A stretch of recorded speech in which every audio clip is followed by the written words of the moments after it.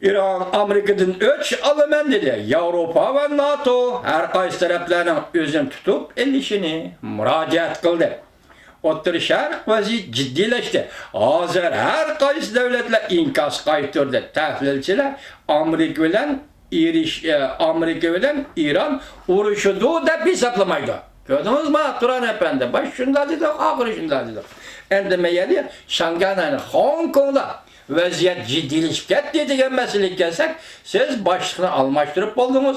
Endi Hong Kong meselesini hal qildigan vaqt keldi. Xi Jinping reis efendi, biz barliq çağrılarını kılıp kılıdı dedik. Hiç qandaq çağrını kılmadınız. Bir yolu aytmadınız. Şangay halkı bir cevap vermediniz. Bugün Şangay halkı koçaga çıkıptı. Koçada neymi dedi? Bu qatam lozunga o'zgardi, şuar o'zgardi. Şangay mustaqilligini talab qildi dedik tuningi xabarimizda.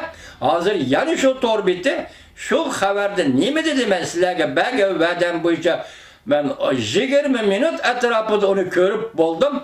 Kıskısı, onun sözde avatkan sözü de hem liksiyetinin Şangay müstakillik talep kıldıydı. Şundaklı çıkıvatkan yezikte hem şundak dedi ki Şangay müstakillik talep kıldı. Ben sizge yıgıp eysem bu müstakillik talep kılışlarını metik vatandaş. Şangay'da buluvatkan, Hong Kong'da buluvatkan özgür işte. Nime dep dedim? Xat bilen çıktı. Maksimum programma. Yaki maksimum nişanımız müstakillik. Şangay müstakilliği. Minimum programma, yani minimum nişanımız köreş, namayış, adakçı elip veriş.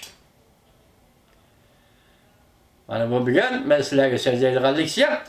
Yakup Bey'le tercümalık gelip kaldı vatandaş geçiren Allah halisa. Erteden başlayınız.